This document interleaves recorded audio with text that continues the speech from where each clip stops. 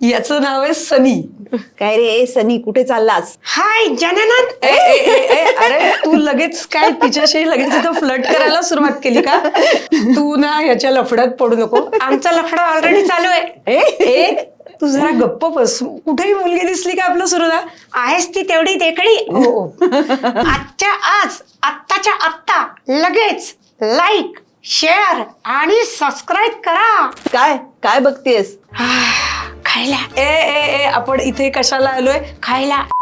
या क्षेत्रामध्ये पैसा प्रचंड आहे. हे काय कलाकार म्हणजे काय, हा ठीक आहे, यांना आता टेकन फॉर ग्रांटेड घेतलं जातं. मग बेसिक आम्हाला चहा द्या सुद्धा म्हणावं लागतं. अक्षरशः स्टेजवर जायच्या आधी उरलेली रक्कम द्या, कारण की काही ती धमकी दिल्यावरती ते पैसे मिळाले. काय ग बाई, मंगळसूत्र नाही, नवरा नाही ग हिला, कसं ग होणार हिचं? म्हटलं अहो आजी, माझ्याकडे एवढी मोठी कला आहे याची जाणीव मला 2-3 वेळा आयुष्यात ठेच खाल्ल्यावरती लागली. कॉम्पिटिशनला आता कोणीच नाहीये माझ्यासाठी आनंदाची गोष्ट आहे. पण प्रत्येक देशात सपोर्ट करतात, फंड मिळतात त्यांना. मी सगळं मंत्रालयापर्यंत जाऊन भेटून आले, पण मला काहीही मदत मिळाली नाही. कलाकाराला काहीच कल्पना नाहीये की पुढच्या महिन्यात आपल्याला नक्की किती पैसे मिळणार आहे. कॅलेंडर पूर्ण ब्लँक असतं. की एवढी सगळी धावपळ धडपड तू का करतेस? यातून तुला काय मिळतं? अगं काय गरज आहे तुला? चांगलं चाललंय ना सगळं. 2 मुलांकडे बघायचं सोडून तू काय गावभर फिरत बसतीयस? ती हसली की लाईट लावायची गरज नाही. हं?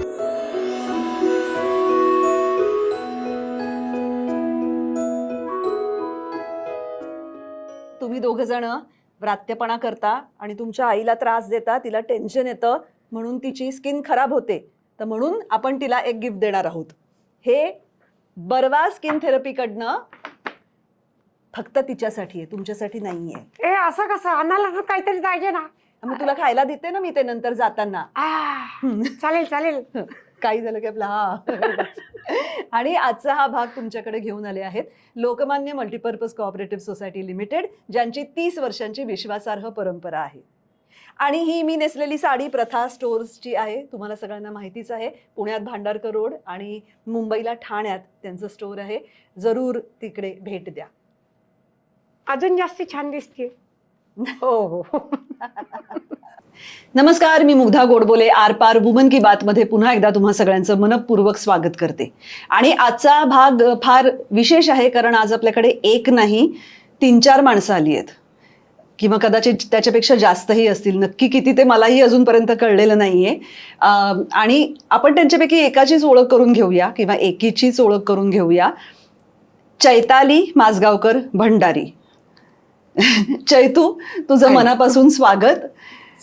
आणि मी असं म्हणाले की अनेक माणसं आली आहेत, याचं कारण चैताली, मी तुला चैतू म्हणून चैतूच म्हणतात म्हणून मी म्हणाले.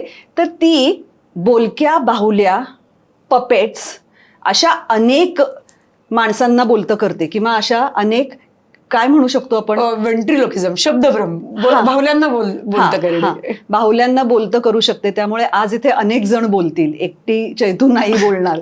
पण मला खूप आनंद होतोय, कारण वुमन की बात ह्या आपल्या सेगमेंटमध्ये वेगवेगळ्या क्षेत्रातल्या महिलांना बोलवण्याचा आपण प्रयत्न करत असतो.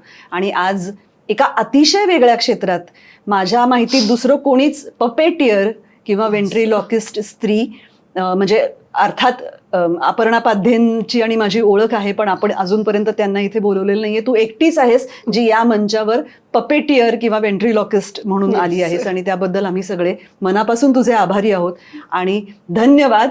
21 मार्चला जागतिक पपेट डे आहे. Yes, international puppet day. त्यानिमित्ताने तुझं अभिनंदन की तू ह्या कलेत एवढं प्रावीण्य मिळवलं आहेस. आणि आता आपण आपल्या गप्पांना सुरुवात करूया. येस. तर चैतू, सगळ्यात महत्वाची गोष्ट म्हणजे हे पपेट्स हा प्रकार किंवा हा कला प्रकार तुझ्या आयुष्यात कसा आला? माझ्याकडे खरं तर हा कलेचा वारसा आलेला आहे म्हणायला हरकत नाही. म्हणजे आमचं अख्खं खानदान कलाकारांचंच आहे. म्हणजे काका जादूगार आहेत, बाबा नकलाकार, मग ते बोलक्या बाहुल्यांचे कार्यक्रम करायचे, आजोबा वगैरे सगळेजण. तर ते बघून बघून मी शिकले, आणि मग नंतर मला रिअलाइज झालं की अरे आपण याच्यात करिअर करू शकतो असं. पण पपेट्स या कलेमध्ये करिअर करावं म्हणजे छंद म्हणून एखादी गोष्ट आपण करतो ही वेगळी, करिअर करायचं म्हणजे थोडक्यात त्याच्यावरती आपण अवलंबून असणार आहोत किंवा आपला तो पोटापाण्याचा व्यवसाय असणार आहे. हे कसं काय तू ठरवलंस? पिकतं तिथं विकत नाही असं म्हणतात ते अगदी खरं आहे, की माझ्याकडे एवढी मोठी कला आहे याची जाणीव मला 2-3 वेळा आयुष्यात ठेच खाल्ल्यावरती लागली. म्हणजे मुंबईला मी पण स्ट्रगलिंग आर्टिस्ट म्हणून 3-4 वर्ष राहिले, काहीच तिथं घडलं नाही. मग आयुष्यात काहीतरी करायला पाहिजे म्हणून जॉब केला आणि मूळ कलाकार आत्ता आपल्याला स्वस्थ बसू देत नाही. मग माझं काहीतरी करायला पाहिजे आयुष्यात हे प्रचंड आत्ता वाटतं. हे वाटणं आयुष्यात फार महत्वाचं असतं. आणि मग स्वतःवरती फोकस असलेली काय कला आहे, तर बोलक्या बावल्या करणारे रामदास पाध्ये सोडले तर कोणीच नाहीये. मग आपण काय नाही करू शकत असं मला रिअलाइज झालं आणि स्वतःचा मी पपेट शो चालू केला, पूर्ण पपेट शो. पण पपेट शो आता त्याला आपण कठपुतळी बाहुल्या असं म्हणून नाही, हा वेगळा प्रकार झाला ना? पपेट शो पूर्ण वेगळा आणि शब्दभ्रम बोलक्या बाहुल्या म्हणजेच व्हेंट्रिलोकिझम हा प्रकार वेगळा आहे. पण पपेट शोच्या अंडर सगळे प्रकार येतात. हा नाही, म्हणजे मी तुला असं विचारत होते की पपेट्स मध्ये आता आम्हाला ना, म्हणजे माझ्या आठवणीप्रमाणे 1956-57 साली एक सिनेमा आला होता चोरी चोरी, राज कपूर आणि नर्गिसचा. आपल्या प्रेक्षकांनाही तो नक्की माहिती असेल कारण तो अतिशय गाजलेला चित्रपट आहे. त्याच्यात एक गाणं होतं त्या दोघांवरती आणि त्याच्यात त्या कठपुतळी त्या बाहुल्या नाचतायत असं, जहां मैं जाती हूं वही चले आती हूं असं ते गाणं होतं आणि त्याच्यामध्ये ते दोघ जण अशा त्या बाहुल्यांसारखे हातवारे करतात. पण गंमत म्हणजे तो चित्रपट जेव्हा रिमेक केला गेला त्याचा दिल है के मानता नहीं, जो 1990-91 साली आलेला सिनेमा होता, त्या सिनेमात बाकी चोरी चोरीचं सगळं त्यांनी उचललं किंवा म्हणजे रिमेकच केला. पण त्या कठपुतली बाहुल्यांचा ते गाणं आणि तो प्रकार त्याच्यातनं त्यांनी घालवला होता सगळा. म्हणजे त्या मधल्या 30-40 वर्षांमध्ये कुठेतरी हा कला प्रकार मागे पडला होता. कारण राज कपूरनी त्याच्या सिनेमात तो घेतला म्हणजे तेव्हा तो इंटरेस्टिंग वाटला असणार लोकांना. तर या मधल्या काही वर्षांमध्ये हा पपेट्स किंवा कठपुतळी बाहुल्यांचा हा कला प्रकार हा कमी का झाला, किंवा मला जरा एकूण ह्याचा इतिहास सांग ना तुझ्या माहितीप्रमाणे. खरं सांगायचं तर कलाकार आपल्याकडे असं होतं बरेचदा की कलाकार म्हणजे आपल्या डोक्यात फक्त टीव्ही किंवा सिरियल मध्ये काम करणारे हेच पहिलं येतं. लोककलेला पण पुढे न्यायचं आहे हा कलाकार फार विचार नाही करत. म्हणजे रादर ती चूक मी पण केली की टीव्ही सिरियल मध्ये काम करायचं, मी तिकडे गेले मग मला रिअलाइज झालं. पण ह्याच्यामध्ये ना इन्व्हेस्टमेंट प्रकार खूप आहे आणि 90 सालची गोष्ट सोड, आत्ता तर असंही काय म्हणतात व्यथा आहे की ही जी मुलं आहेत त्यांच्या पुढे आता इतकी मनोरंजनाची साधनं आहेत. म्हणजे AI काय, ChatGPT काय वाटेल ते मिळतं. त्या ह्याच्यात ही भावली बोलत नाही. हे त्या मुलांना म्हणजे स्मार्ट किड्स, पूर्वीच्या काळी निदान मुलांना अरे कसं काय रे वाटतं कर ते बघायचं तरी, तर खिळवून ठेवणं हा फार मोठा एक टास्क आहे खरं तर. आणि इन्व्हेस्टमेंट खूप आहे. मग बरेचसे कलाकार असे असतात की त्यांना ते कळत नाही की हे एक प्रकारचं काय म्हणतात की पेरणं आहे, ते कधीतरी उगवणार आहे. बरेच कलाकार असे असतात की नाही बाबा आम्हाला बंद पाकिट घ्यायची सवय आहे, आम्ही असे कधी पैसे घालवले नाही, आपणच घालवून कशाला कार्यक्रम करा. काही भावल्यांची किंमत लाखांच्या घरात आहे. पण आज मी तेवढ्या लेवलला काम केलं, मेहनत केली, हळूहळू करत ही इन्व्हेस्टमेंट केली आणि मग हे सगळं एका दिवसात नाही घडत हे सगळ्यांना माहितीये. पण आफ्टर ऑल सगळ्यांचेच पेशन्स संपत चाललेले आहेत. प्रत्येकाला फास्ट सक्सेस पाहिजे याच्यामध्ये. बरोबर. त्यामुळे हे मागं पडत चाललेलं आहे सगळं खरं तर. कॉम्पिटिशनला आता कोणीच नाहीये माझ्या. ही खरं तर माझ्यासाठी आनंदाची गोष्ट आहे, पण तसं कलेसाठी फार चिंताजनक गोष्ट आहे असं म्हणायला हरकत नाही. आम्हाला दाखव ना तुझी एखादी बाहुली. याचं नाव आहे सनी. काय रे सनी, कुठे चाललास? हाय जननन. अरे तू लगेच काय तिच्याशी लगेच फ्लर्ट करायला सुरुवात केली का? हा, ती हसली की लाईट लावायची गरज नाही. तू ना ह्याच्या लफड्यात पडू नको. आमचा लफडा ऑलरेडी चालू आहे. तू जरा गप्प बस. कुठेही मुलगी दिसली का आपलं सुरू आहेस ती तेवढी देखणी. हो, तो काही वाटेल तो बोलतो, तू लक्ष देऊ नको त्याकडे. हे बघ आपल्याला बोलवलं इथे आज. तू पण गोडेस खूप, तुझं नाक तर मला खूप आवडलं. अरे लाजतोय. थँक्यू. वर बघ. आता मला सांग, हा सनी तयार करायला तुला काय करावं लागलं म्हणजे तू ह्याची कशी काय तू त्याचं काही एक चित्र तयार करतेस किंवा काय विचार करतेस तू असं पपेट मेकिंग मी नाही करत, कारण की त्याच्यामध्ये खूप अवघड आहे त्याचं. म्हणजे फॉरेन मध्ये 2-2, 3-3 वर्षाचे कोर्सेस आहेत की त्याच्यामध्ये पपेट कशा बनवायच्या, काळजी कशी घ्यायची, त्याचं मटेरियल कुठनं आणायचं. म्हणजे इंडियामध्ये तर अगदी 2 ते 3च लोक आहेत की जे पपेट बनवू शकतात आणि त्याही फार डेलिकेट आहेत. म्हणजे हा जो एक मागे भावला आहे हा इंडियन, तो इतका चावट नजरेने मगाचपासून बघतोय आमच्याकडे. आणि हा भावला अमेरिकेचा आहे. हो, मी वेंटेवन कन्व्हेन्शन अटेंड केलं होतं, तर तिथे एक डीलर रूम असते आणि तिथे जगभरातले लोक आपल्या आपल्या भावल्या घेऊन येतात. मग आपण सिलेक्ट करून तिथनं विकत घ्यायच्या. या हँडल करायला फार इझी असतात. त्याला जरा जरी धक्का लागला तरी तो फुटू शकतो आणि मग त्याची काळजी घेणं आणि तो दुरुस्तीचा खर्च आहे तो म्हणजे न सांगण्यासारखा अक्षरशः. त्यामुळे त्याचे एक मोठा कोर्सेस चालतात फॉरेनमध्ये आणि प्रचंड अवघड आहे ते, कारण की त्याचा तो चेहरा जमणं, ती पापणी उघडणं वगैरे ह्या फारच अवघड गोष्टी आहेत. मी विचार केला होता पण वेळखाऊ काम आहे आणि परत ते, आणि त्याच्या किमती अशा आहेत की जरी शिकून आलो तरी ते विकत कोण घेणार. म्हणजे इंटरनॅशनल लेवलला या बाहुलीची किंमत ऑलमोस्ट 70 ते 80 हजार आहे. इंडियन मेड मी ही 43 वर्षापूर्वीची बाहुली आहे, तेव्हा आम्ही 7,000ला घेतली होती. अशा किमती आहेत. त्यामुळे त्याचं मार्केट फारसं नाही, त्यामुळे मी तो विचार नाही केला की आपण हे बनवण्याचा हे करावं का नाही कोर्स. हा, बरोबर. म्हणून तो इतक्या चॅप्टर नजरेने बघतोय मगाचपासून. Yes. त्याची किंमत जास्त आहे म्हणून. माझी तर हो, तुझी पण बरं, तुझी पण.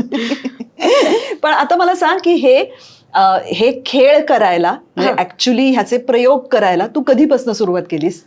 तरी 15-1 वर्ष होऊन गेली ऑलमोस्ट. म्हणजे मी मुंबईवरनं फेल्युअर घेऊन करत आला आणि डिप्रेशन होतं खरं तर तेव्हा मला, की काहीच आपल्याला जमलं नाही. ललित कलामधनं आपण एवढं शिकलो पण आपल्याला काही कुठं काम मिळत नाहीये, कसं होणार माझं, असं एक वाटून. म्हणजे वाटणं, मी मगाशी पण म्हटलं, वाटणं महत्वाचं असतं. की माझी काही अशी काही घरची गरिबी होती, हालाकीची परिस्थिती वगैरे असं काहीच नव्हतं. म्हणजे मी काहीच नसतं केलं तरी माझे आई वडील मला पैसे देणार होते, पण तरी एक आत्म वाटतं ना की नाही मला काहीतरी आयुष्यात करायचंय.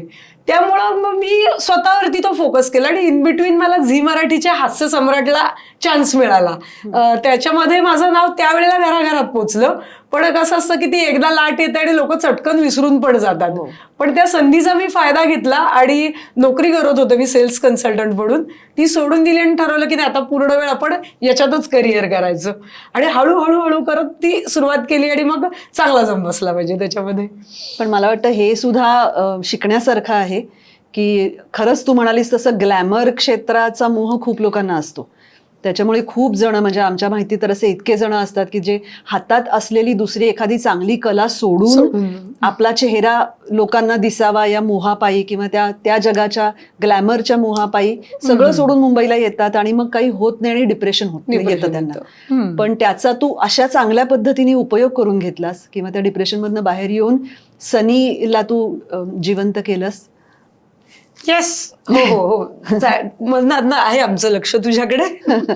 पण मला हेच वाटतं की जिवंत एखाद्या कलाकाराकडून काम करून घेणं आणि या बाहुल्यांकडनं काम करून घेणं ह्याच्यामध्ये तुला खूपच कष्ट जास्त आहेत. म्हणजे तुला विचार करायचा आहे, तू जेव्हा कार्यक्रम करतेस तेव्हा तुला एका सेकंदाचीही उसंत नसणार आहे त्यात. येस. अख्खा कार्यक्रम मी एकटी सादर करते. माझ्या जोडीला जे असिस्टंट असतात ते पडद्या मागे असतात. म्हणजे पूर्ण माझ्यावरतीच असतो फोकस त्याचा. पण त्यातनं समाधान मिळतं की जे काही सक्सेस आहे तेही माझंच आणि फेल्युअर आहे तेही माझंच. म्हणजे कुठेतरी पिक्चरमध्ये साईड रोल करण्यापेक्षा आज पूर्ण 1.5 तास लोक मलाच बघतायत, हे समाधान आज खूप वेगळं आहे. म्हणजे खरं तर प्रश्नच नाही. पण अशा कार्यक्रमांचे विषय तू कसे निवडतेस? म्हणजे तू मोठ्यांसाठी वेगळे करतेस, लहानांसाठी वेगळे करतेस?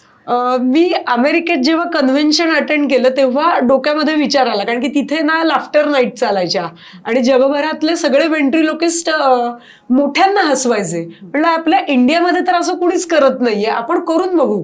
म्हणून मग मी टेन्शन खल्लास नावाचा एक माझा स्टँडअप कॉमेडी शो आहे, त्याच्यामध्ये एक 10-10 मिनिटाचे ऍक्ट चालू केले. कारण की हे असं आहे की 1 तास पूर्ण बोलक्या बोलीवर काढला असं नाही करतायत, पण मध्ये एक 10 मिनिटाचा ऍक्ट, मग परत माझे काही स्किट, मग परत 10 मिनिटाचं. पण ते लोकांनाही आवडत होतं, म्हणजे की आवडतं की बाहुली म्हणजे फक्त लहान मुलांसाठी असं नाही, पण असं बाहेर जाऊन फिरून आलं, जग बघून आलं की सुचतात ते आयडिया आणि शिकायलाही खूप मिळतं मग त्यातनं. माझी ना काय गल्लत होत होती मी तुला सांगते, की मला मुळात पपेट म्हणजे ते जे हातांनी दोऱ्यांवरती नाचवणाऱ्या ज्या बाहुल्या आहेत ना, त्या म्हणजे पपेट असं मला वाटत होतं. ह्यांना मी बोलक्या बाहुल्या आणि वेंट्रीलॉकिस्ट असंच समजत होते. ह्यांनाही पपेट्सच म्हणतात हे मला माहित नव्हतं. पूर्ण पपेट शोच्या अंतर्गत hand puppet, glove puppet, stick puppet, कटपुतली, बोलक्या भावल्या किंवा जायंट पपेट, रॉड पपेट, असे सगळे प्रकार येतात. जे सगळे माझ्या कार्यक्रमामध्ये आहेत. ऑलमोस्ट एक 50 बाहुल्यांचा माझा कार्यक्रम आहे हा पूर्ण पपेट शो. आणि याला फक्त वेंट्रिलोकिझम म्हणतात, बोलकी बाहुली असे प्रकार. पण हा पपेट शोच्या अंतर्गतच येतो म्हणजे प्रकार. म्हणजे बाकी सगळे गप्प असतात आणि तू एकटा बोलत असतोस. येस, हो, तू बोलतो तेच सांगते. मला सांग, अमेरिकेला ह्या कॉन्फरन्ससाठी तू गेलीस, ते तुला त्यांनी बोलवलं होतं का तू तुझ्या स्वतःच्या ह्यानी गेली होती? मी स्वतःच्या ह्यानी गेले, पण म्हणजे तेव्हा सांस्कृतिक जेव्हा ते मंत्री होते तिथपर्यंत मी भेटून आले. कारण की प्रत्येक देशात सपोर्ट करतात त्यांच्या कलाकारांना, की तुम्ही जाऊन या, शिकून या, फंड मिळतात त्यांना. मी सगळं मंत्रालयापर्यंत जाऊन भेटून आले, पण मला काहीही मदत मिळाली नाही. ही एक खंत आहे खरं तर. त्यामुळंच आपल्या कला मागे पडतात. प्रत्येक गोष्टीला खरं तर कोटा असला पाहिजे. स्पोर्ट्सला तुम्ही देता कोटा, तसं कलाकारांना शिकून यायला आणि त्यांनी काय उपयोग केला हे दाखवायला. पण मी त्याच्यावरती थांबले नाही. माझे काही सेव्हिंग होते ते मी मोडले आणि अमेरिकेला स्वतःच्या हिमतीवरती जाऊन आले. ऑलमोस्ट 1.5 लाखाच्या पपेट मी तिथनं विकत आणल्या इंडियामध्ये. की आजकाल म्हणजे आता खेडेगावामध्ये सपोज शो असेल, एखाद्या पेपर थ्रू माझा एक मध्ये शो झाला होता, तर त्या बायकांना बोलक्या बाहुल्या हा प्रकारच माहित नव्हता. तर त्या बाहुली बरोबर सेल्फी काढायला लिटरली लाईन लागली होती. तर म्हणजे अजूनही आपल्याकडे ह्याचा प्रसारच झालेला नाहीये. तर थोडंसं सरकारने पण यात लक्ष घालून कलाकारांना असं प्रोत्साहित केलं पाहिजे खरं तर. पण मग यासाठी आता माध्यम बदलून काहीतरी करावं.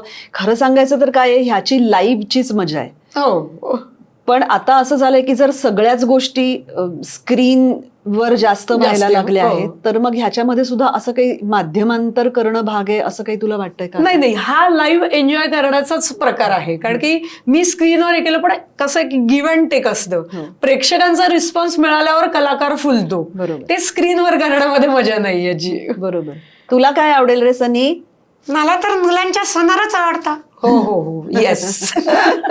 आणि मग मुलं टार्गेट असली आणि ती खूप तुला हसली आणि तुझ्याशी चांगलं बोलली नाही तर? नाही, असं नाही. मी आवडतं सगळ्यांना.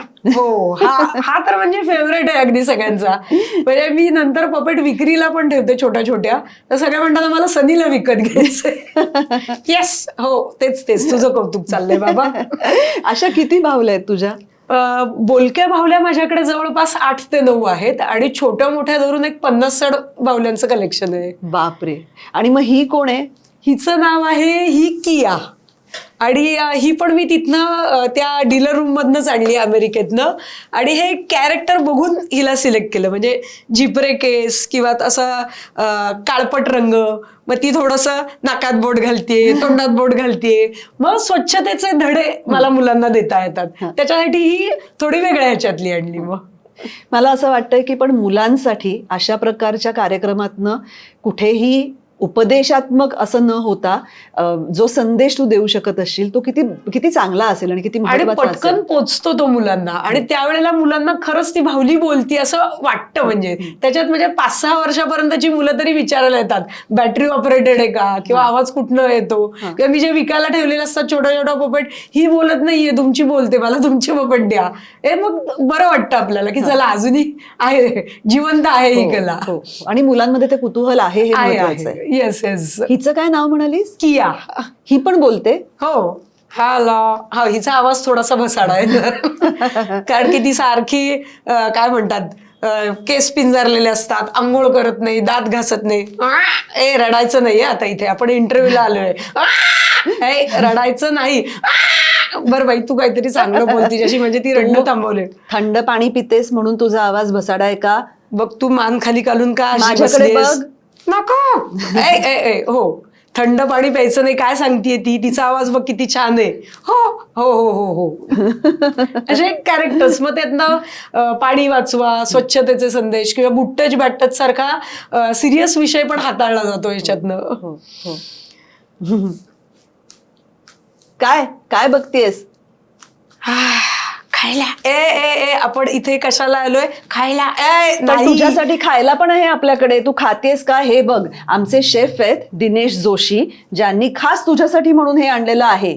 याच्यामध्ये या टोस्ट वरती बटर, अनियन, कॉटेज चीज आणि इथे ब्राउनीज पण आहेत. ब्राउनी. खाणार आहेस? अगं जरा थोडस कुठेतरी गेलं की थोडस जरा खाण्यावरती कंट्रोल पाहिजे ना. बघ ती किती छान मेंटेन आहे. डाएट. हो, तुला करायचंय? हो, मी पण करणार आहे डाएट. नाही खाणार बाई मी, माझी आई. Okay okay. ती माझाच अपमान करते. जाऊ दे बाबा. बरं, जाऊ दे. मग तू बस Yes. थोडा वेळ, आपण आईशी गप्पा मारूया तुझ्या. मला एक सांग की ह्या सगळ्यामध्ये, म्हणजे आता जर ह्या सगळ्याचा थोडासा गांभीर्याने विचार करायचा ठरवला तर प्रत्यक्ष तो कार्यक्रम करणं, त्यामागचं अर्थकारण आणि त्यातून मिळणारं उत्पन्न, याचा मेळ तू कसा घालतेस? खरं सांगायचं तर याची सुरुवात मी अगदी तरुणपणी केली, की जेव्हा जस्ट नुकतंच माझं लग्न झालं होतं आणि पूर्ण मी माझ्यावरती माझं घर अवलंबून नव्हतं.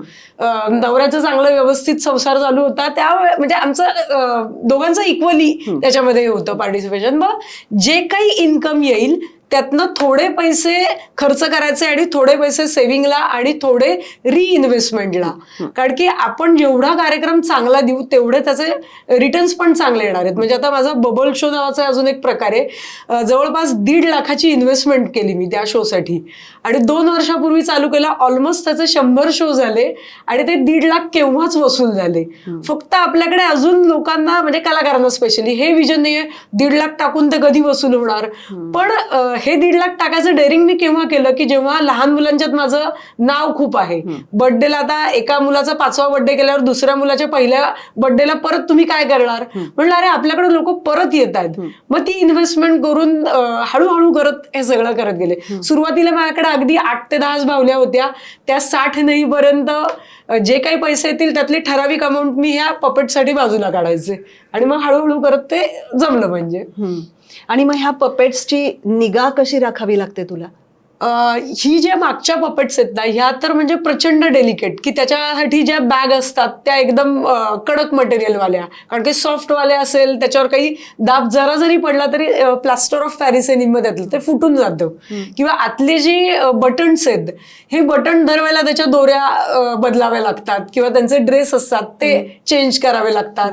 किंवा आता हे केस वगैरे हे जर झटकून घ्यावे लागतात. या वॉश फारशा करता येत नाहीत, त्यामुळे वरच्यावर त्यांचे डाग काढावे लागतात. कारण की आता ही सपोज मी भावली साबणामध्ये भिजवली तर आतलं सगळं मटेरियल खराब होणार आहे. आता मी गेले 7-8 वर्ष झाले वापरते पण अजूनही फ्रेश आहे ही भावली.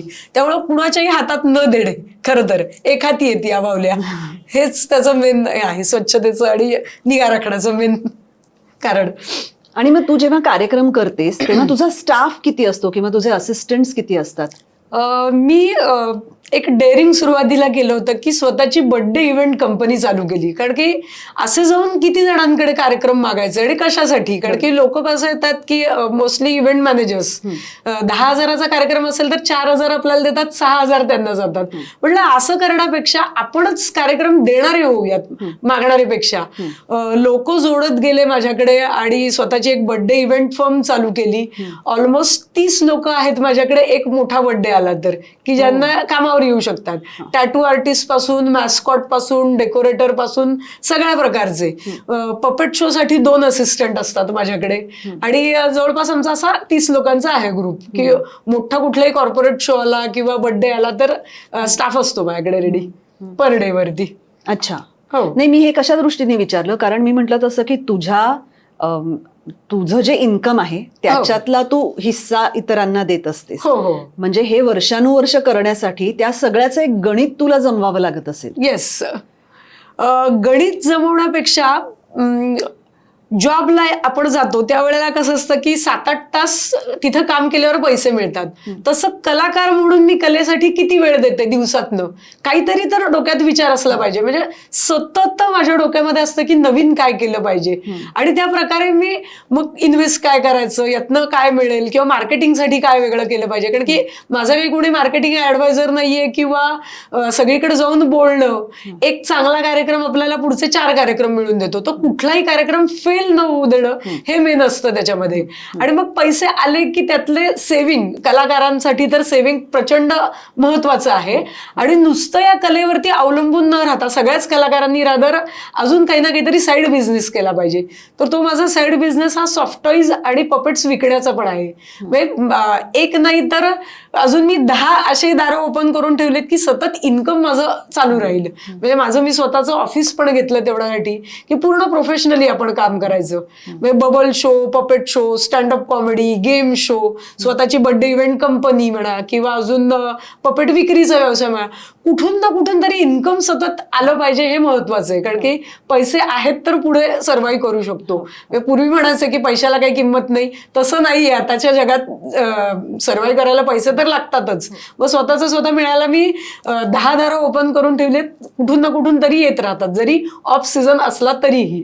मला खूप कौतुक वाटतंय तुझं चैतू, कारण मला ना खूप मनापासून म्हणजे फायनान्शियली आर्थिकदृष्ट्या स्वतंत्र किंवा स्वतःच्या पायावर उभ्या असणाऱ्या स्त्रियांविषयी खूप कौतुक वाटतं. कारण त्यांना 2 डगरींवर पाय ठेवत जे सतत काम करावं लागतं ते सोपं नाहीये, अजिबात सोपं नाहीये, खरं अगदी. आणि तुझ्या बाबतीत तर ते नाहीच आहे.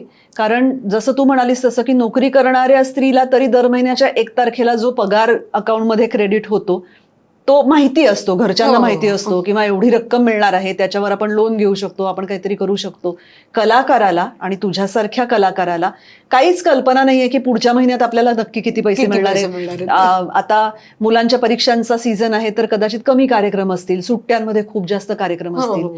म्हणून मी सारखी तुला आर्थिक बाबतीत तू कसं हे गणित जुळवतेस असं म्हणते, कारण किंवा विचारते, कारण मला स्वतःला फार त्याच्यामध्ये कुतूहल वाटतं. कॅलेंडर पूर्ण ब्लँक असतं, ते माझं मी भरून कसं काढेन. आणि या क्षेत्रामध्ये पैसा प्रचंड आहे, अगदी मी फ्रँकली सांगेन. कारण की मी मुंबईत स्वतःचं घर घेतलंय कलेच्या जीवावरती. फक्त त्याच्यासाठी अक्षरशः 24 तास डोक्यामध्ये हाच विचार असावा लागतो. पैसे मग भरपूर मिळतात, गुंतवायचे, नवीन काहीतरी सतत कार्यक्रमात देत राहणं आणि एक 10-15 हजाराचा कार्यक्रम मिळवायला, म्हणजे जो अगदी काय म्हणू आपण की सामान्य माणसाचा महिन्याचा पगार आहे, तो मी 1 तासात घेणार आहे. तर त्याच्यासाठी मी पण तेवढं प्रेक्षकांना दिलं पाहिजे. म्हणजे माझं बबल शो बघून लोक म्हणतात की अरे हा मी असं पहिल्यांदा बघितला. आणि मी प्राऊडली सांगेन की मी भारतातली पहिली महिला बबल आर्टिस्ट आहे. तर ते सगळं करायला 1.5 लाख रुपये गुंतवायला माझ्या डोक्यात खूप आधीपासून हे विचार होते. आणि पुढचं कॅलेंडर भरून काढायला, म्हणजे मी खूप साऱ्या संस्थांशी कनेक्ट आहे किंवा शाळांशी कनेक्टेड आहे आणि सतत कुठून प्रोग्राम मिळतील हा विचार असतो डोक्यामध्ये. आणि मिळाले की अर्धे सेव्हिंगला अर्धे गुंतवणुकीत, हे आहे म्हणजे माझं तत्व. बबल शो म्हणजे काय असतं? साबणाच्या फुग्यांचा शो, साबणाचं लिक्विड, त्यातनं मोठे मोठे जायंट बबल काढायचे. अच्छा. 45 मिनिट्स to 1 hourचा शो आहे तो. बरं. आणि आपण जत्रेत किंवा कुठेही बघतो की जनरली सगळ्यांच्या हातामध्ये एकटी डबी, लहानपणी सगळ्यांनी ते फुगे उडवलेत. तर तो किती 10 सेकंदाचा खेळ असेल हार्डली. त्याच्यापासून 1 तासावरती तो शो न्यायला म्हणजे मला फार डोकं लढवावं लागलं. युट्यूब आणि इतर म्हणजे या सोशल मीडियाचा चांगला पण वापर आहे, तिथनं बघून बघून मी शिकले. काही फॉरेनच्या लोकांच्या ट्रिक्स बघितल्या. एक 15 वर्षापूर्वी बालेवाडीत बबल शो झाला होता. म्हटलं हे काहीतरी नवीन आहे, हे आपल्याला शिकता आलं तर. पण इंडियात तसं फारसं करणारं कुणीच नव्हतं. पण त्याच्या सगळ्या ज्या ऍक्सेसरीज आहेत ह्या चायनाला मिळतात आणि त्याची किंमत ऑलमोस्ट 4 ते 5 लाख आहे.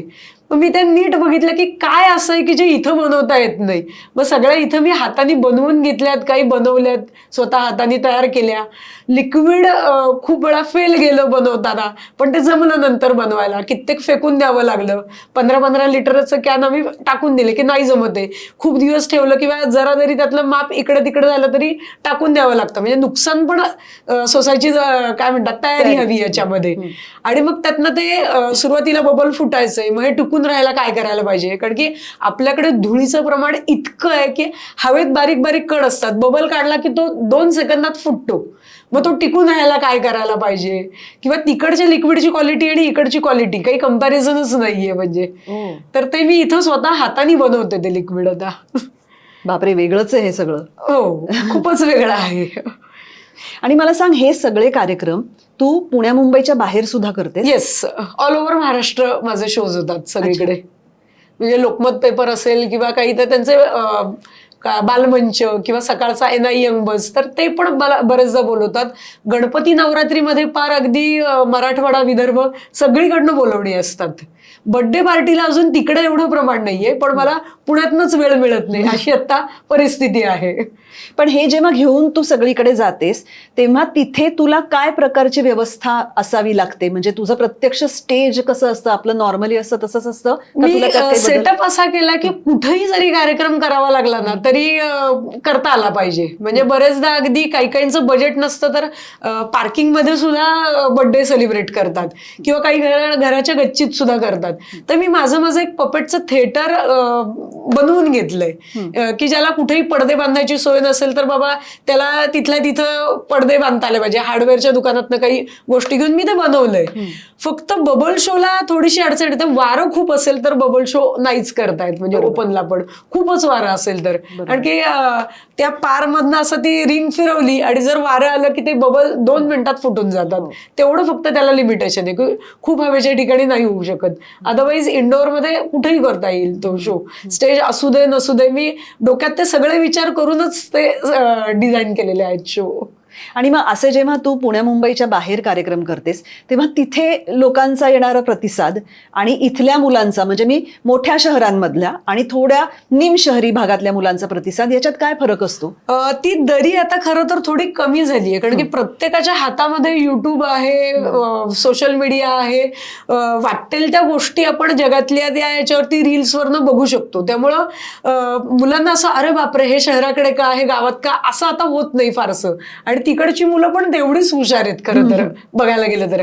अगदी खेड्यापाड्यात म्हणजे आता मोबाईल नाही असं कुठे होतच नाही शक्यतो.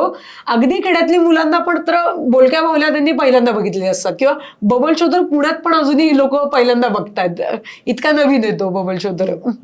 मला सांग चैतू, ह्या कार्यक्रमांच्या दरम्यान कधी काही असे प्रसंग आलेत का, किंवा असं काही अनुभवाला तुला आलंय का की तू जे डोक्यात ठेवून गेली होतीस किंवा तू करायचा प्रयत्न करत होतीस ते झालं नाही, कार्यक्रम तुझ्या दृष्टीने फेल झाला, म्हणजे लोकांना आवडला, पण बरेचदा असं असतं की एखादा नाटकाचा प्रयोग जेव्हा होतो तेव्हा आतमध्ये काय गडबड झालेली असते ते प्रेक्षकांना कळत नसतं. आणि मग तिथे आयत्या वेळेला अनेक जण काम करत असतात तेव्हा ते एकमेकांना सावरून घेऊ शकतात. तू एकटीच असतेस. मग असे काही प्रसंग आले तर तू काय करतेस तिथे आयत्या वेळी?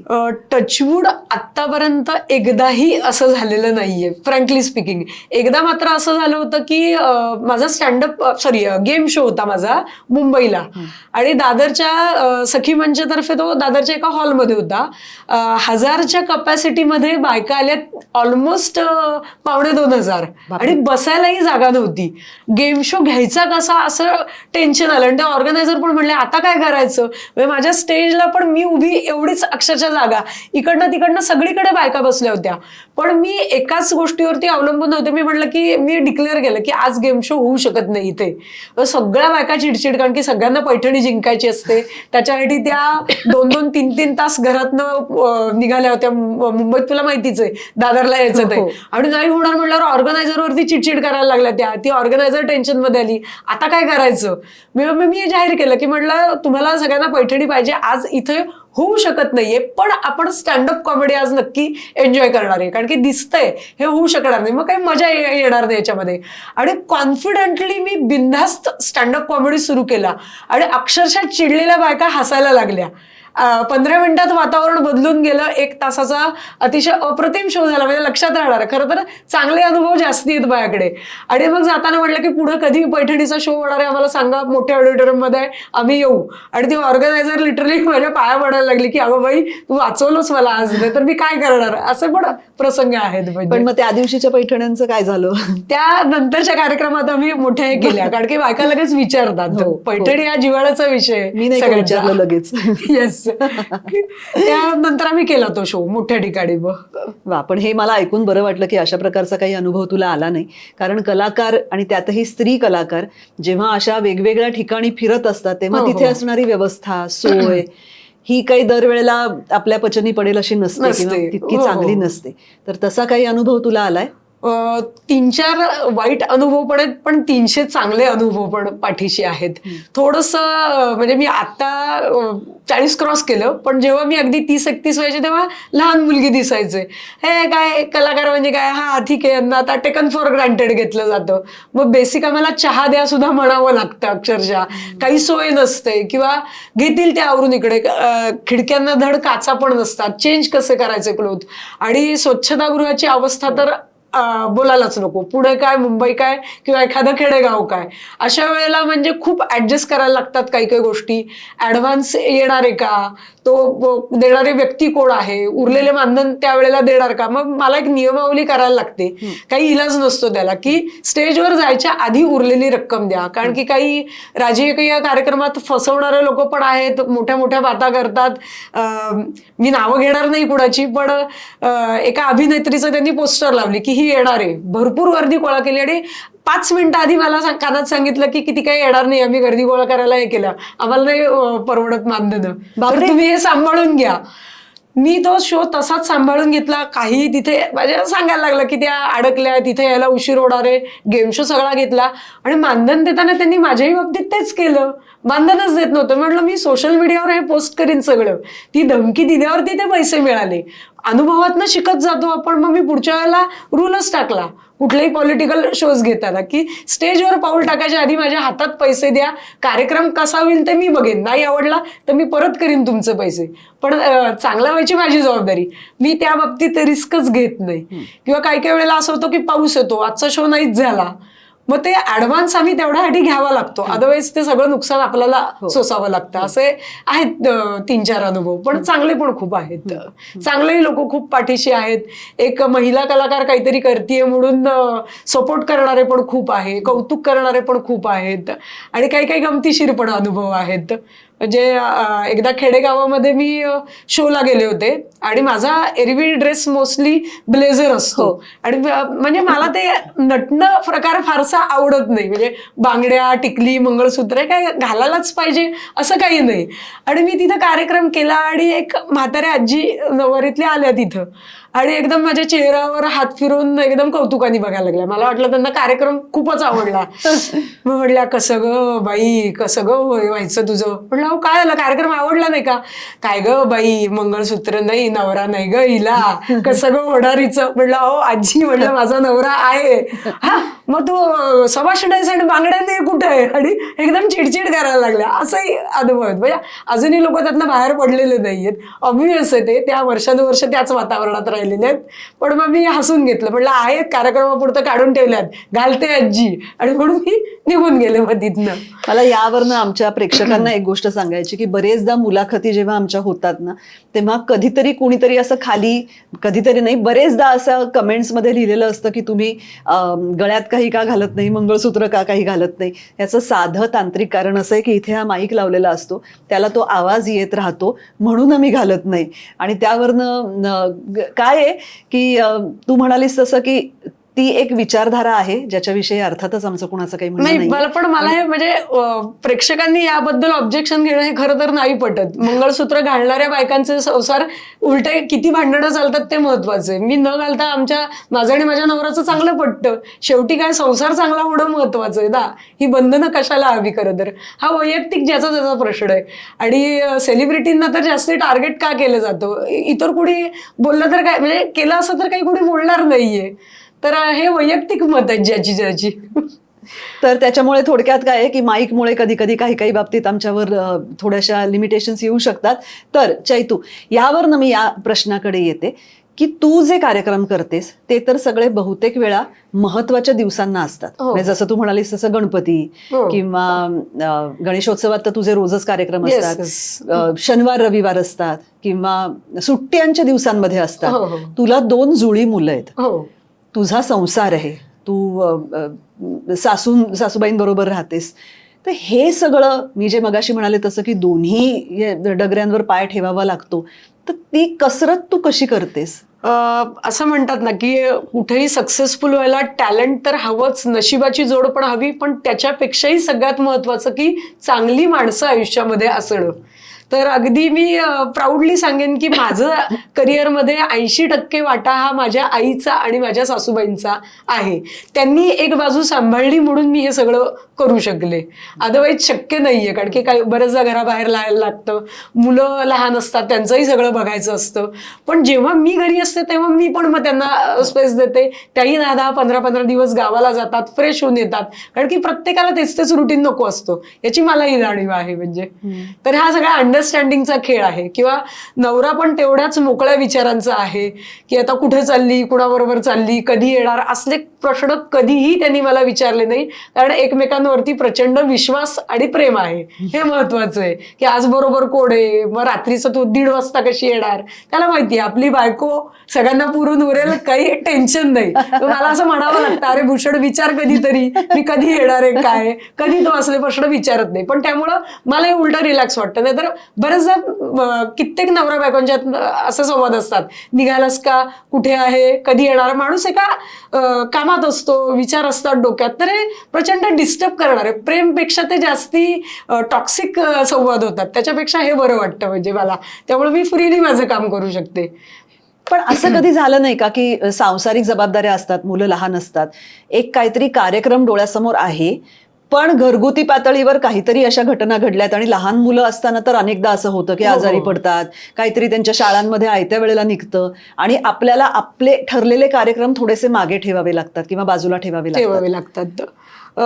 मुलं लहान असताना म्हणजे माझा मुलगा मुलगी ट्विन्स, आमच्याकडे तर ठरलेलं असायचं, एक जण आजारी पडला 15 दिवस त्याचं आजारपण चालायचं, 15 दिवस झाले की दुसरं आजारी पडायचं. म्हणजे एक आजारपण साधारण महिनाभर चालायचं. पण आम्ही सगळ्यांनी एकमेकांच्या ठरवून घेतलं होतं. म्हणजे माझी आई जेव्हा सासूबाई गावाला जातील तर त्या दोघींच्यात कॅलेंडर ऍडजस्ट केलं होतं त्यांनी. तुम्ही गावाला जाताय का, मग त्यावेळेला मी नाही जाणार. हे असं कोण म्हणजे करतं की मला कौतुक आहे त्या दोघींचं. नाही तर मोस्टली ही रिलेशन अशी आहेत की बघा माझ्यावरती टाकून गेल्या बघा या, असं असतं. पण तसं नाहीये. आणि माझ्या सासूबाईंनाही माहिती होतं, त्याही एक कर्तव्य स्त्री आहेत, 40 वर्ष त्यांनी जॉब केलाय, त्यामुळे त्यांना माहिती आहे की हे सगळं घडवून आणायला घरचा सपोर्ट प्रचंड महत्वाचा आहे. म्हणजे आईपेक्षा लाड खरं तर त्या करतात असं म्हणायलाही हरकत नाही. कित्येक वेळेला मी घराबाहेर एकदा सकाळी पडले की 11:30-12 वाजेपर्यंत मी घरी येतच नाही. कारण की माझे काहीतरी कॉल्स चालू असतात, लोकांना भेटायचं असतं. मग काही वेळेला ब्रेकफास्ट माझं बाहेरच करून टाकते मी. मग प्रचंड लोकांना कॉल करायचं असतात आणि त्या मग अशा वेळेला विचारत नाहीत की अगं काय घरातलं सगळं काम पडलंय, आता कोण करणार. मग त्यावेळेला आम्ही ठरवलं की हा लोड घ्यायलाच पाहिजे का. मग त्याच्यासाठी आपण बायका लावू, काही हरकत नाही, थोडं तुम्हालाही रिलॅक्स होईल, मग ते लक्ष ठेवायची जबाबदारी मी का घेऊ, असं ते आडून कधी राहत नाहीत. आणि मग त्यांच्या वेळेला मी पण ऍडजस्ट करते, घरातली 4 कामं मलाही करावी लागतात. आणि उलट रादर नोकरीवाला किंवा हाऊसवाईफ पेक्षा मीही तेवढाच वेळ घरी असते. संध्याकाळची फक्त मी इव्हेंटला जाते. म्हणजे मुलं आता माझी टीनेजर झाली आहेत ऑलमोस्ट, की खूप वेळा अजूनही त्यांना मागे लागायला लागतं, अरे जेवायला घे, हे कर ते कर, की त्यावेळेला ते म्हणतात मम्मा आज तुला शो नाहीये का. इतका वेळ उलटा मी पण त्यांना देते आणि तो देऊ शकते रादर. हे जास्ती चांगलं आहे खरं तर. हो, पण मुलं झाल्यानंतर किंवा त्यांच्या जन्मानंतरचा काही एक काळ असा असतो की जो बहुतेक वेळा बायकांना एक ब्रेक घ्यावा लागतो. हो. कारण कितीही म्हटलं तरी सुद्धा नोकरी करणारा किंवा व्यवसाय करणारा नवरा असला तर दोघांपैकी कोणातरी एकालाच जबाबदारी घ्यावी लागते. विशेषतः कलाकार स्त्रियांच्या बाबतीत तर असं बरेचदा होतं. कारण मी म्हटलं तसं की अस्थिरच आहे हे क्षेत्र सगळं. मग तो टप्पा तुझ्याही आयुष्यात आला का? कारण तू तर व्हेंट्रीलॉकिस्ट आहेस. म्हणजे मी का सारखी म्हणते की तुला काही प्रमाणात तो चॉईस आहे किंवा निवड तू करू शकतेस की हा कार्यक्रम मी नाही करणार, तो कार्यक्रम मी नाही केला तरी चालेल. मग अवघड असतं ते, पण ते करण्याची वेळ येते का? नक्कीच येते. म्हणजे एक तर कसं इथे लोक फास्ट विसरतात आजकाल. म्हणजे वेबसिरीज पण इतक्या फटाफट बघतात की हा आर्टिस्ट कशात होता हेही त्यांना आठवत नाही.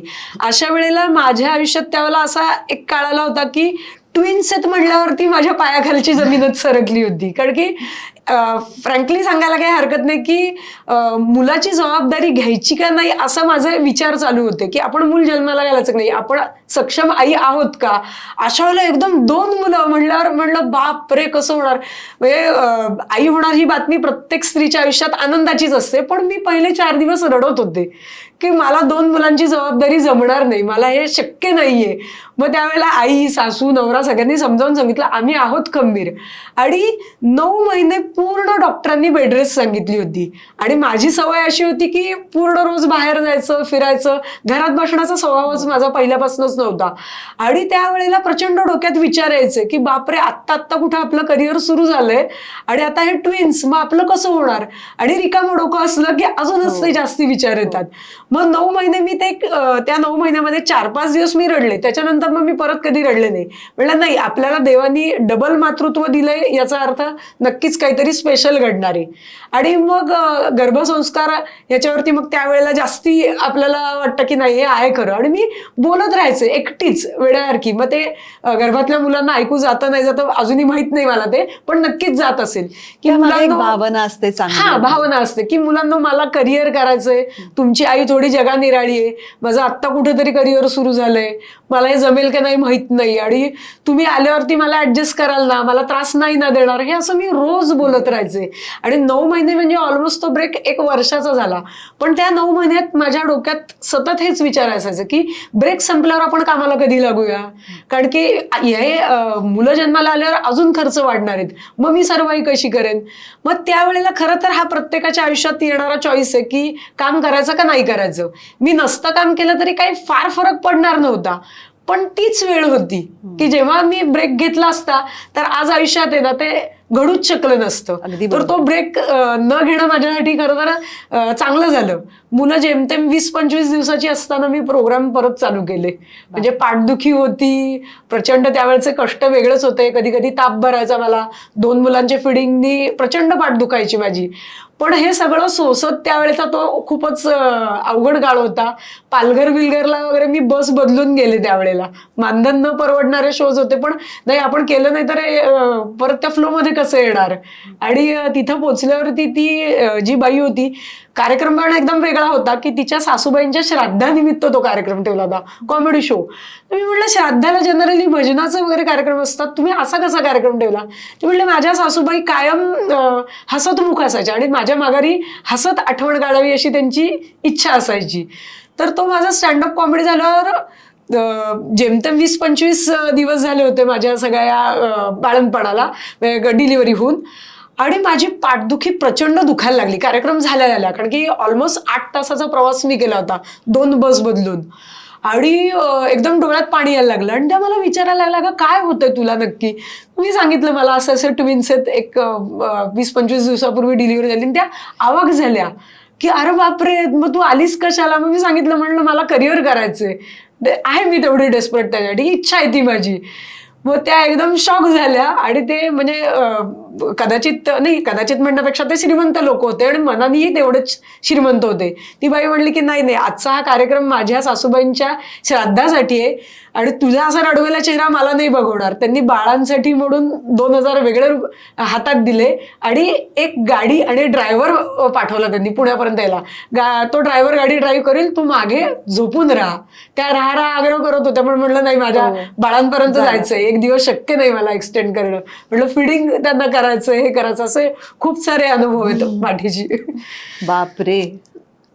आणि मग तुझी मुलं, तू लहानपणापासून त्यांनी या बाहुल्या बघितल्या असतील, त्यांनी कधी हे तुझ्याशी बोलण्याचा प्रयत्न केलाय का की तू हे काय करतेस किंवा कशा पद्धतीने करतेस. एक्झिबिशन्स मधनं वगैरे माझे बरेचदा शो होतात किंवा बर्थडे पार्टी की जिथं मुलांना टाइमपास आरामात होईल. मी दोघांनाही खूप वेळा घेऊन गेले, त्यामुळे त्यांना त्याचं वेगळं काही नाही वाटलं की आपली आई काहीतरी हा रुटीनचा पार्ट आहे. माझ्या मुलीनं माझ्या बरोबर जवळपास 85 शो केले. पण कसं आहे की टीनेजरच्या आवडीनिवडी वेगळ्या आहेत, सगळं वेगळं आहे. एका शो मध्ये एक लहान मुलगा तिला म्हणला, ताई तेवढा केक पास कर. ती म्हणली, हा मला ताई म्हणतो, मी नाही आजपासून शो करणार. नाही म्हणजे नाही केलं तिला. हा काय कॉम्प्लेक्स आहे. हो ना. आणि या टीनेजरचं वेगळंच असतं, पण तिचं करिअर काय करायचं फोकस आहे, तिला तिचं एक वेगळं करायचं आहे. आणि मी कधीच फोर्स करणार नाही, मी करते म्हणून तुम्ही करा. 85 शोज पण मोठा टप्पा तिने गाठला आणि स्टेज डेअरिंग आलं तिच्यामध्ये. मी कधीच म्हणजे असं काही तेवढं आहे, एक मला कळतं की चला काहीतरी तर शिकली ना त्यातनं. 4 चौघात ती तोंड उघडून बोलते, हे पण आज माझ्यासाठी खूप महत्वाचं आहे. आणि हे स्टेज डेअरिंग तिला या पपेट्री मधनंच आलंय खरं तर. मी तेच तुला आता विचारणार होते की ह्या अशा प्रकारच्या शोजचे वगैरे काही तू लहान मुलांसाठी वर्कशॉप्स किंवा असं काही घेतेस का, हो, घेते. जेणेकरून घेतेस? घेते. बरेच म्हणजे कसं याची जाहिरात करायला माझ्याकडे वेळ नसतो, कारण की ते बघणार कोण, मग आलेल्या प्रत्येक एन्क्वायरीला उत्तर द्या. तर मी एक आयडिया लढवली की मोठमोठ्या सोसायटीज असतात, उन्हाळ्याच्या सुट्टीत मुलांना काय कुठल्या क्लासला पाठवायचं आणि सोडणार आणणार कोण, हा एक मोठं प्रश्नचिन्ह असतं. तर या सोसायटींचे क्लब हाऊस पण मोठे असतात. मग मी तिथं जाऊन चेअरमनला भेटते की इथं असं मी वर्कशॉप घेतलं तर चालेल का. आणि जवळपास 1,500-2,000 फ्लॅट असलेल्या ठिकाणी 50 मुलं तर आरामात जमतात. आणि मग त्या मुलांसाठी पपेट मेकिंग आणि व्हेंट्रिलोकिझम आणि हँड पपेट्स कशा ऑपरेट करायच्या, असं एक 5 दिवसाचं वर्कशॉप मी घेते. आणायची सोडायची काही हेच नसतं त्याला टेन्शन. आणि पालक हसत पाठवतात. मग असे वर्कशॉप घेते मी समरमध्ये. पण काय त्या मुलांवर त्याचा परिणाम होतो? म्हणजे मोटर स्किल्स मुलांची डेव्हलप होतात वगैरे असं म्हणतात. म्हणजे त्यांचं काय हात आणि डोळ्यांचं कोऑर्डिनेशन म्हण, किंवा कशा पद्धतीने तू त्याच्याकडे बघतेस की मुलं त्यातून काय शिकतात? पपेट हे टॉय म्हणण्यापेक्षा इट्स अ एज्युकेशनल टॉय, की त्यातनं मुलं मनाने डायलॉग डिलिव्हरी करू शकतात, एखादं स्टोरी टेलिंग करू शकतात. म्हणजे एक मुलगा आता पपेट घेऊन टेबल्स म्हणायला लागला आणि त्याची आई कौतुकाने सांगत होती की हा पाढे आयुष्यात म्हणत नव्हता, पण आता पपेट घेऊन तरी तो म्हणायला लागला आणि त्याला तो छंद जडलाय त्याचा. म्हणजे अगदी शोच करायला पाहिजे असं नाही. किंवा गणपती नवरात्रीमध्ये काही सोसायटीत प्रोग्राम असतात, ते त्यावेळेला वेगळं काय करायला पाहिजे. तर आता मुलं हे पपेट्स माझ्याकडनं बरेच जण घेऊन जातात आणि मुलांचा पपेट शो बसवतात.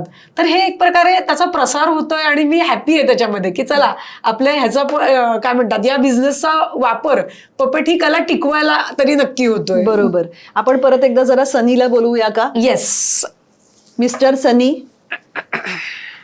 आता मध्ये तुम्ही थोडीशी झोप काढली आहे, आता काय तुमचा उद्योग करण्याचा विचार आहे?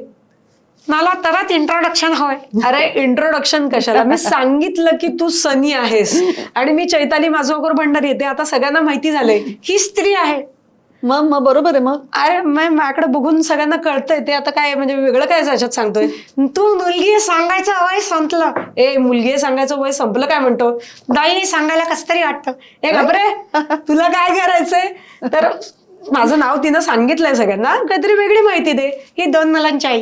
हो, तू काय झोपेत तिथं ऐकत होतास का. आणि 2 मुलांची आई वगैरे हे मुलाखतीत कशाला सांगायचं. जळी मुलं. हो, मला जुळी मुलं झाला आता विषय. एका रेखरी. बाबा गप ना. एका दगडात 2 तक्षी. वाटेल ते बोलू नको. काहीतरी चांगलं बोलायचं असेल तर बोल, नाही तर झोपायला जा. चांगलं. हो. तुझ्याबद्दल. अरे हो, माझ्याबद्दल. ही 2 मुलांची आई अजिबात वाटत नाही. अरे वा वा वा वा. थँक्यू. आता कसं जरा बरं वाटतंय की 2 मुलांची आई वाटत नाही, 4 मुलांची वाटते. हा फार आगाऊपणा करतोय. माझं बीपी वाढतंय. बीपी म्हणजे काय कळतंय का तुला. हो. सांग बीपी म्हणजे काय. दावळत तणा. याला मी पाठवून देते जागेवर. हा माझाच अपमान जास्ती करतोय. जा बाबा, तू झोपलेलाच बरा आहेस. जा. आणि तिला खायला उठवायचंय का ती झोपलीये ते बरी ती आहे? आपली झोपलेलीच बरी, नाहीतर माझ्यावरतीच काहीतरी इथे जोक घडायचं. मला सांग, आता जो बरेचदा लोकांचा छंद असतो तो तुझा व्यवसाय आहे, मग तुझा छंद काय आहे?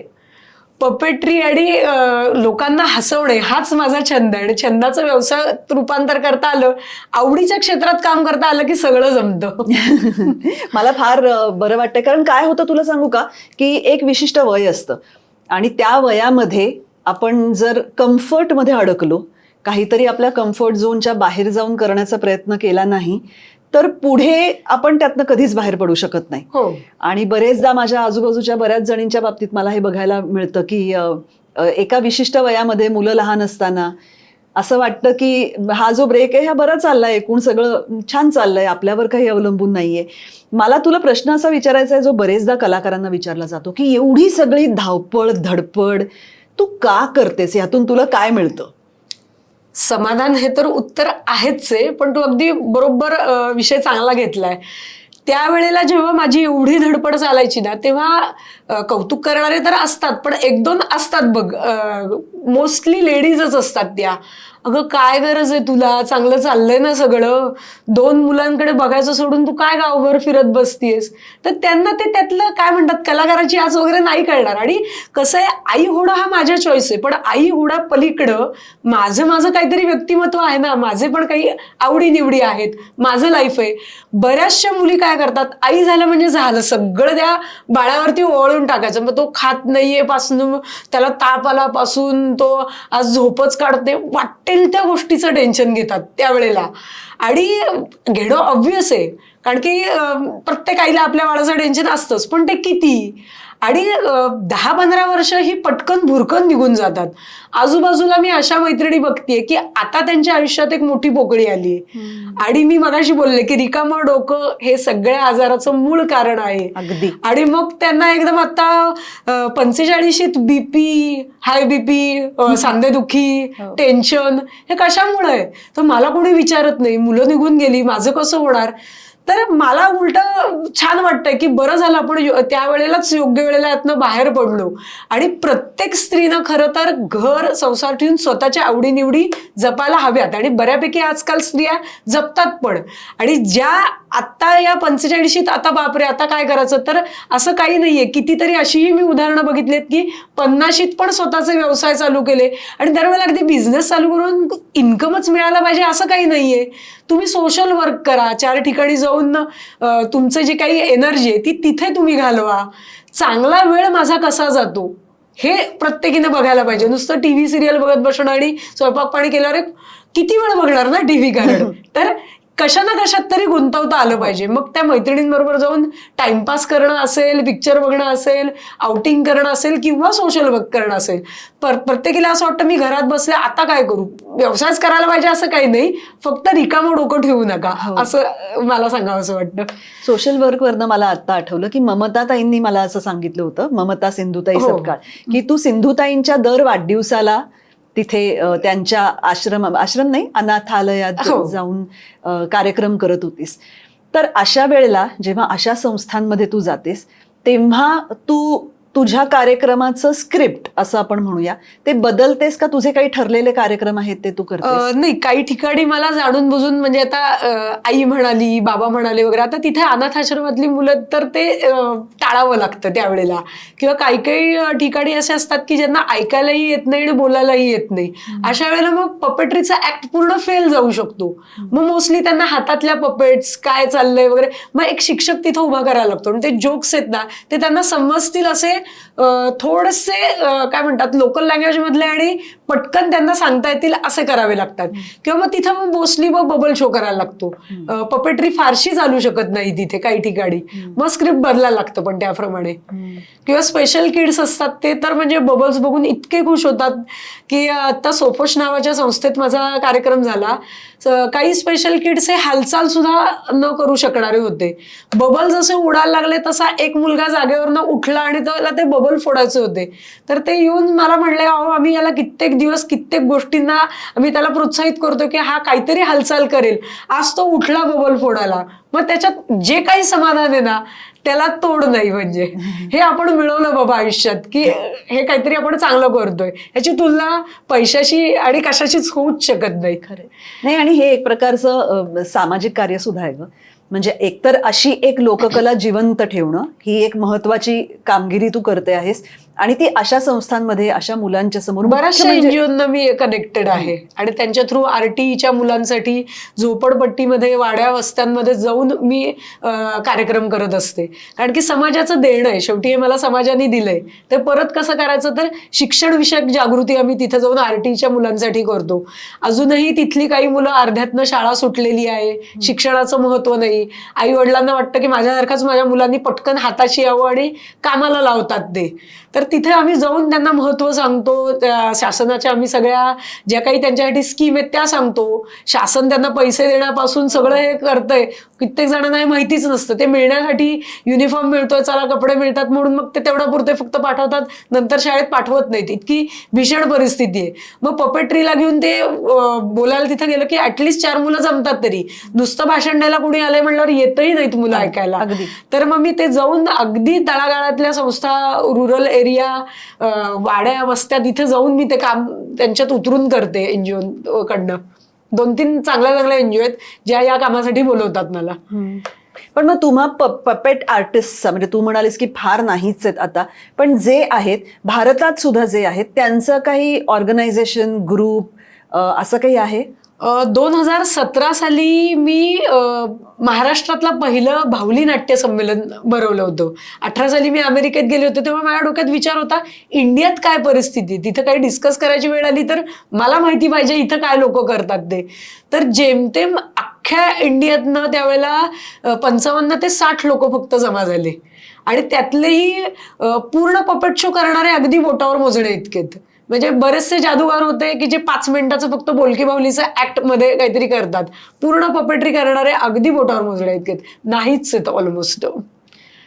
पण म्हणजे मी असं म्हणते की तुमची काही एक युनियन म्हण किंवा तुम्हा कलाकारांची एक काहीतरी सपोर्टिंग संस्था, तुमच्या हक्कांसाठी किंवा तुमच्यासाठी सरकारकडनं काही मदत मिळावी ह्यासाठी तुम्ही काही प्रयत्न करता? मी एक व्हॉट्सअप ग्रुप क्रिएट केलाय की ज्याच्यामध्ये आता ऑलमोस्ट एक 100-125 पपेटियर आहेत.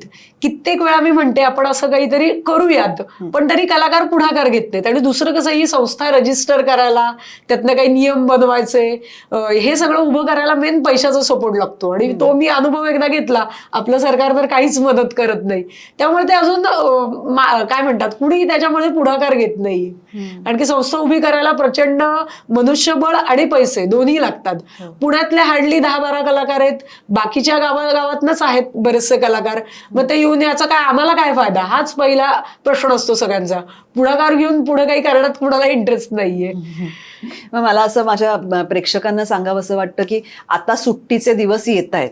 येस, मला सांग चैतू, ह्या मे महिन्याच्या सुट्टीत किंवा त्याच्यानंतर आता दिवाळीच्या सुट्टीत या वर्षभरात तुझा काय कार्यक्रमांचा एकूण प्लॅन आहे? तुझ्या कॅलेंडरवर काय आहे जिथं आपले प्रेक्षक त्यांच्या मुलांना पाठवू शकतील किंवा तुला बोलवू शकतील? काय आहे तुझ्या मनात? मोठ्या प्रदर्शनातनं जेव्हा माझे शो होतात त्याच्या सोशल मीडियावरती ऍड असतात, आवर्जून ते लोक मला फॉलो करतात आणि तिथे बघायला येतात. काही वेळेला पेपर ऍड पण असते, एखादा ऑडिटोरियम मध्ये पण माझा शो होतो. आणि गणपती नवरात्रीमध्ये तर मेन सोसायटी मला इन्व्हाइट करतात. 10 दिवसात 15-15 शोज होतात माझे. सगळे प्रेक्षकांचीच कृपा आहे. आणि त्यामुळे माझं प्लॅनिंग असतं वर्षभराचं की कधी काय करायचं. हे शाळांमधनं शो होतात. तुमच्या मुलांचे शाळेत शो ऑर्गनाईज करायचा असेल तरी तुम्ही इन्व्हाइट करू शकता. बरेच जण आजकाल असंही पद्धत निघाली आहे की फॅन्सी हॉटेलमध्ये जाऊन नुसतंच मुलांनी खाण्यापेक्षा मी काहीतरी हा पपेटियरचा प्रकार माझ्या शाळेतल्या त्याच्या मित्रांना दाखवेन आणि शाळेत शो ऑर्गनाईज करतात. बऱ्याचशा काय म्हणतात अनाथालय, वृद्धाश्रम किंवा इतर ठिकाणीही लोक शो ऑर्गनाईज करतात की सारखंच मुलांना फराळ किंवा कपडे देण्यापेक्षा हे पपेटी कला ह्याचा आनंदही मुलं कधी घेणार, असाही अवेअरनेस चांगला आहे लोकांमध्ये. आणि ते शो ऑर्गनाईज करतात बऱ्याचशा अशा ठिकाणी, संस्थांमध्ये किंवा गरीब वस्तींमध्ये. तर हेही चांगला अवेअरनेस आहे आजकाल. आणि मग तुला काय वाटतं या कलेचं भविष्य काय आहे? कारण तू म्हणालीस तसं ऑलरेडी गेल्या काही वर्षांमध्ये त्याच्यामध्ये थोडासा ऱ्हास झालेला आपण बघतो आहोत. हो. एकूणच कला प्रकारांविषयी कुठेतरी मनात चिंता असतेच, कारण स्क्रीननी सगळंच व्यापून टाकलंय आता. पण या विशेषतः पपेट्री या कलेचं पुढे काय होईल, याचं भविष्य काय असं तुला वाटतं? ज्यांना कला प्रकारात यायचंय त्यांच्यासाठी तर मी स्पेशली सांगेन की मुंबई, वेबसिरीज, चित्रपट, मालिका ह्याच्या नादाला कितपत लागायचं हे कळलं पाहिजे. कारण की ती जाणीव मला त्यावेळेला आली की आपलं इथे काही घडू शकत नाही, घडलं तरी किती दिवस हे टिकणार. तर याच्यापेक्षा हा एक खूप मोठं जग आहे, याचा कॅनव्हास खूप मोठा आहे. थोडं थोडं करत एका दिवसात तर यश मिळत नाही हे माहितीच आहे, पण तुम्ही करून बघा, नक्की सक्सेस मिळेल. आणि आय होप की या कार्यक्रमातनं बघून एखाद्या तरी कलाकाराला वाटेल आपण पपेट शो किंवा बबल शो सुरू करावा. मी नक्की सगळी मदत करायला तयार आहे. रादर काही लोक येतात, बरेचसे शिक्षक माझ्याकडे शिकायला येतात की आम्हाला मुलांना शाळेत स्टोरी टेलिंग कसं करायचं. तर शाळांमधनं आता पपेट शो होतो. बरेच जण माझ्याकडनं पपेट विकतही घेऊन जातात. तर असंच हळूहळू करत माझ्याकडनं जेवढा प्रचार होईल तेवढा मी करतीच आहे. आणि एखादा तरी प्रोफेशनल कलाकार यातनं तयार होईल हीच आशा आहे. हा इंटरनॅशनल पपेट डे जो आता 21 मार्चला साजरा केला जातो, हा कधी सुरू झाला? म्हणजे हे कधी सुरू झालं इंटरनॅशनल पपेट डे साजरा करणं? फ्रान्समध्ये एक संस्था आहे युनिमा नावाची. तर इंटरनॅशनल लेवलची ती संस्था आहे. म्हणजे तिथे दरवेळेला मोठे मोठे फेस्टिवल इंटरनॅशनल होतात. जगभरातले सगळे पपेटियर तिथे कनेक्टेड आहेत. तर 2000 साली त्या संस्थेत सगळ्या तिथल्या अधिकाऱ्यांनी विचार मांडला की असा आपण एक फक्त या पपेटच्या कला प्रसारासाठी असा डे सुरू करायचा का. आणि 2003 साली पहिला वर्ल्ड पपेट डे त्या संस्थेमुळे सुरू झाला. आणि आता जगभरातले सगळे पपेटियर तो सेलिब्रेट करतात. कारण प्रत्येक देशाचा एक वेगळा पपेटचा कला प्रकार आहे. म्हणजे आपली जशी कठपुतली, व्हिएतनामची वॉटर पपेट्री आहे, किंवा US UKचं व्हेंट्रिलोकिझम आहे. असं प्रत्येक देशाचं काही ना काहीतरी स्पेशालिटी आहे. चायनाची शॅडो पपेट. मग ते सगळीकडे मग तो 21 मार्च हा दिवस तेवढ्यासाठी केवळ पपेटच्या कला प्रसारासाठी फ्रान्समुळे सुरू झाला. बरोबर. मग काय त्या दिवशी तुझे काही वेगळे लाड करतात? हो ना, खायला प्यायला खायला प्यायला काय सांगतो बाबा, याला सगळं लक्षाचं खाण्यापिण्यावरतीच असतं. मग तू आमच्या हे खा ना, आमच्या शेफ दिनेश जोशी यांचं तुला हवी आहे, ब्राउनी हवी आहे? हाई आहे, पण ही डाएट आहे. माझं डाएट सारखं नको काढू, माहितीये माझं खूप वजन वाढलंय, पण ती थोडी शुगर फ्री पण असते आय गेस. जाताना घेऊन जा. आता गप रे, फार खादाडे आता. मला सांग, ते तात्या विंचू, ओम भगनी भागोदरी, येस, ते एकच आम्हाला असं माहिती आहे. म्हणजे आम्ही बघितल्या की एक बोलका बाहुला एका चित्रपटासाठी वापरला गेला होता. तसा ह्या तुझ्या बाहुल्यांचा कधी वेगळ्या कुठल्या माध्यमामध्ये काही उपयोग, वापर असं काही झालंय? येस, मराठी इंडस्ट्रीमध्ये, रादर म्हणजे सिरियल इंडस्ट्रीमध्ये पहिल्यांदा माझी ही बाहुली दिसतीये, ही वापरली गेली. आणि त्यांनी विलनचं काम केलंय. ऑलमोस्ट 40-50 एपिसोड सन मराठीच्या आदिशक्ती सिरियलमध्ये त्यांनी विलनचं काम केलेलं आहे. ओ, पण त्याचा चेहरा खरंच विशेष आहे बरं का. येस, त्यामुळे त्याला एकदम परफेक्ट काम, तो खरा सेलिब्रिटी आहे. सिरियलमध्ये त्यांनी काम केलेलं आहे. काय सनी, तुला कॉम्पिटिशन आहे? नी खरा सेलिब्रिटी यांच्यात कॉम्पिटिशन असते बाबा. ठीक आहे बाबा, तू सेलिब्रिटी. साऊंड ऑफ म्युझिक नावाचा एक फार अप्रतिम जागतिक दर्जाचा सिनेमा आहे, जो कदाचित आपल्या प्रेक्षकांनीही बघितला असेल. त्याच्यामध्ये एक अख्खं गाणं आहे ज्याच्यामध्ये ती जुली अँड्रूज आणि ती बाकीची सगळी त्या घरातली मुलं असे ते त्या दोरीवरच्या बाहुल्यांनी तसं काहीतरी एक तू आणि खूप मुलांनी मिळून करावं. म्हणजे तुझ्या बरोबर तेवढ्या लहान मुलांनी पपेट शो करावा आणि तो बघण्याची संधी आम्हाला मिळावी, असं मला मनापासून वाटतंय. येस. तर सनी, तू प्रेक्षकांना काय सांगशील? फिर मिलेंगे, कभी अलविदा ना कहना. येस, कभी अलविदा ना कहना. क्या बात आहे. थँक्यू. आणि तू आल्या आल्या माझं खूप कौतुक केलंस, त्याबद्दल तुझे मनापासून आभार. हो, तू पण पुन्हा झालं का तुझं सुरू, भेटणार आहे ती तुला, तू टेन्शन घेऊ नको. तू असा चाबरटपणा करतो नेहमी. तू कितवीत आहेस रे बाय द वे? मी काय शाळेत जाणार वाटतं का? हो. म्हणजे काय, तू शाळेत जातोस ना आता? हो. कुठल्या? ऑनलाईन शाळेत जातो तू. एक आगाऊच. नको, ऑनलाईन नाही, आम्हाला तुला ऑफलाईनच बघायचंय. त्याच्यामुळे आम्ही येऊ तुझ्यापर्यंत तुझा कार्यक्रम बघायला. थँक्यू. आणि चैतू, तुझ्याही कार्यक्रमाला जास्तीत जास्त संख्येने प्रेक्षक आपल्या ह्या एपिसोड नंतर आले तर मला फार बरं वाटेल, आणि येतील अशी मला आशा आहे. पुन्हा एकदा 21 मार्चला इंटरनॅशनल पपेट डे आहे. त्या निमित्ताने सनी, तुझं अभिनंदन. थँक्यू. आणि चैतू, तुझंही अभिनंदन. Thank you so much. आणि ते जे तिथे मगासपासून माझ्याकडे डोळे लावून बसलेले आहेत त्यांचंही अभिनंदन. थँक्यू. एक काम कर, आमच्या प्रेक्षकांना सांग की आमचा चॅनल सबस्क्राईब करा. कसं सांगशील? बघताना तुम्ही आमचे इंटरव्ह्यूज, तर मग एक ते बटन दाबा ना, काय हरकत आहे, सबस्क्राईब करा असं सांग. कसं आहे, लोकांना वाटतं पैसे तडतात. नाही, पैसे बिसे काही नसतात त्याच्यासाठी. फुकट आहे. अरे हो फुकट आहे ना. आजच्या आज आत्ताच्या आत्ता लगेच लाईक शेअर आणि सबस्क्राईब करा. येस, नक्की करणार सगळे. तुझं ऐकणार बघ नक्की सगळे. थँक्यू. याच्याविषयी तुझे विशेष आभार. No tension. आणि मला तू इतका आवडलास की मी तुला घरी घेऊन जाते. हा नितळ येतो. चला हिच्या आसनं सुटका. हे गपरे, माझ्यापासून सुटका म्हणतो सगळ्यांना. वा वा वा, धन्यवाद. थँक्यू.